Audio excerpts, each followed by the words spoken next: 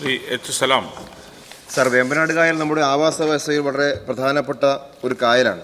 അവിടെ ജലസംഭരണ ശേഷി, അതിൻ്റെ പ്രശ്നം, മത്സ്യോൽപാദനത്തിൻ്റെ പ്രശ്നം, കാർഷിക മേഖല പ്രശ്നം, ഇതെല്ലാം ഗൗരവമായി നമ്മളെ ബാധിക്കുകയാണ്.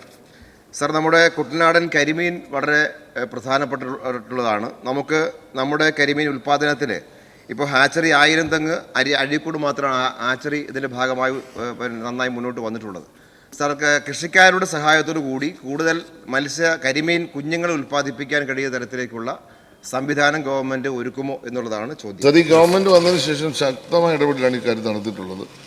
കർഷകരുടെ പങ്കാളിത്തത്തോടെ കരിമീൻ മത്സ്യവിത്തുൽപാദനത്തിന് പിന്നാമ്പുറങ്ങളുടെ മത്സ്യവിത്തുൽപാദന യൂണിറ്റ് എന്ന പദ്ധതി നടപ്പാക്കി വരുന്നുണ്ട്. സർ, ഒരു യൂണിറ്റ് സ്ഥാപിക്കുന്നതിന് 3 ലക്ഷം രൂപ ചെലവ് വരും. ഇത്തരം യൂണിറ്റുകൾക്ക് ആദ്യ വർഷം ആകും ചെലവിൻ്റെ 40% 1,20,000 രൂപ ധനസഹായം ലഭിക്കും. 2023-24 വർഷം 229 പുതിയ കരിമീൻ വിത്തുൽപാദന യൂണിറ്റുകൾ സ്ഥാപിച്ചു. 148 കരിമീൻ വിത്തുൽപാദന യൂണിറ്റുകൾക്ക് തുടർ സഹായം നൽകുകയും ചെയ്തു. യൂണിറ്റുകളിൽ നിന്ന് 83.68 ലക്ഷം മത്സ്യക്കുഞ്ഞുങ്ങൾ ഉൽപ്പാദിപ്പിച്ചു. നടപ്പ് വർഷം 175 പുതിയ യൂണിറ്റുകൾ സ്ഥാപിക്കുകയും 309 യൂണിറ്റുകൾക്ക് തുടർ സഹായം നൽകുകയും ചെയ്തു. ഈ യൂണിറ്റുകളിൽ നിന്ന് 77.81 ലക്ഷം മത്സ്യക്കുഞ്ഞുങ്ങളെ ഉൽപ്പാദിപ്പിച്ച് കർഷകർക്ക് ലഭ്യമാണ്. സാർ, ഈ കാര്യത്തിൽ പ്രത്യേകമായ ശ്രദ്ധ, വരാലിൻ്റെ ഉൽപ്പാദനത്തിനും കരിമീൻ്റെ ഉൽപ്പാദനത്തിനും പ്രത്യേകമായ ശ്രദ്ധ സർക്കാർ ഇപ്പോൾ വഹിക്കുന്നുണ്ട്.